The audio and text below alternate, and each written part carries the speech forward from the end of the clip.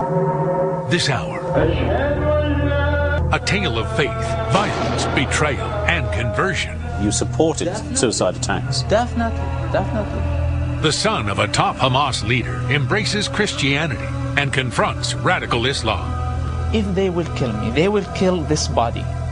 What about my ideas? Can those ideas change the world? Your life would have been easier had you never picked up the Bible. Of course. Now I have my own responsibilities. And now I see that this path is the right path. Escape from Hamas. Reporting from New York, here's Bill Hemmer. Good evening, I'm Bill Hemmer. And this is a Fox News exclusive, Escape from Hamas. Once again, Middle East violence dominates the news. A murderous rain of missiles on Israeli cities, launched by the terrorist organization Hamas. Israeli defense forces pounding the Gaza Strip in retaliation. Streets full of fanatical demonstrators, many of them young men committed to killing in the name of God.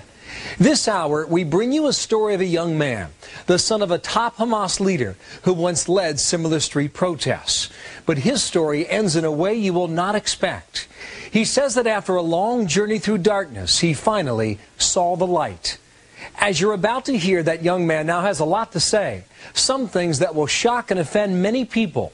This Fox News investigation goes deep into the very heart of Hamas itself and inside one of Israel's highest security prisons, where Hamas also flourishes.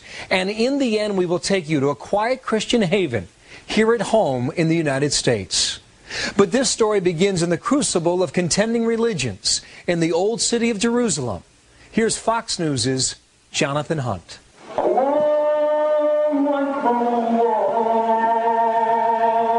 Millions of people have come to Jerusalem and found their lives changed. Muslims, Jews, Christians, even atheists have been deeply affected by the sights, sounds and history of this, the cradle of three of the great religions.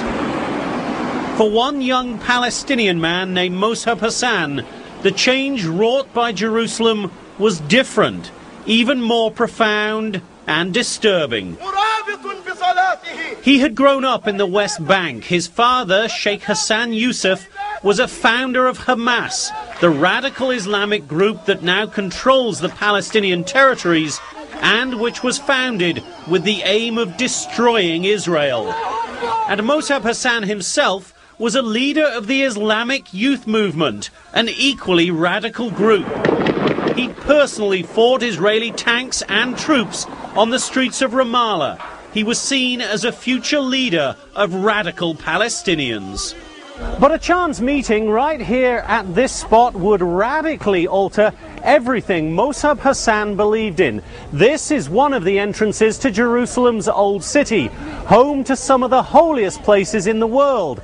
Among them, the Temple Mount and its Western Wall for Jews, the Church of the Holy Sepulchre for Christians, and the Al-Aqsa Mosque and the Dome of the Rock for Muslims.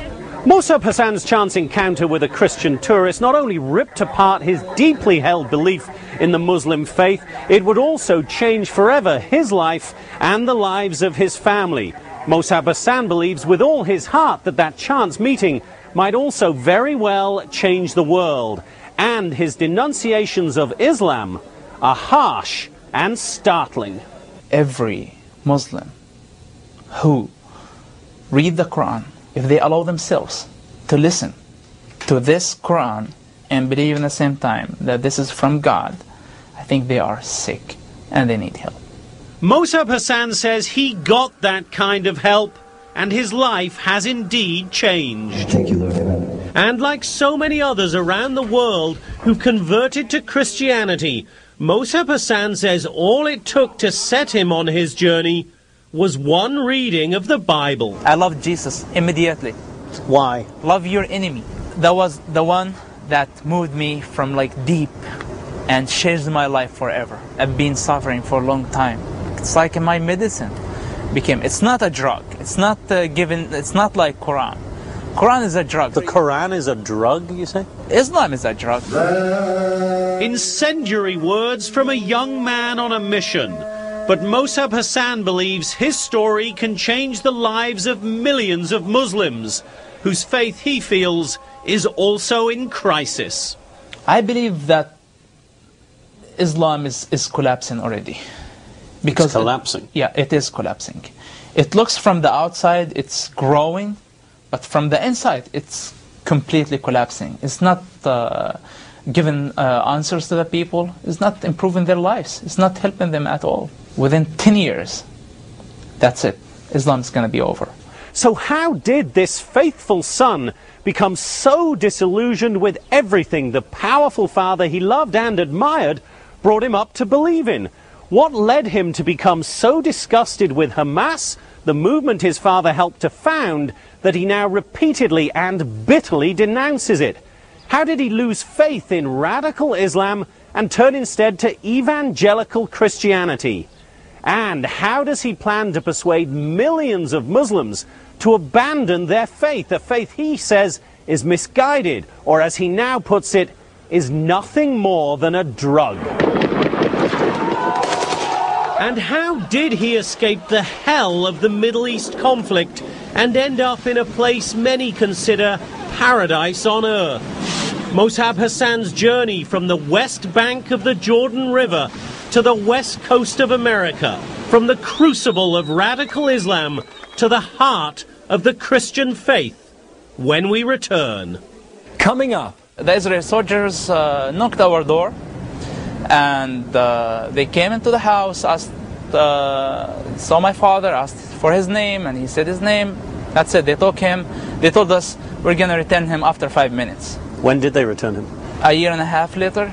When escape from Hamas continues after the break.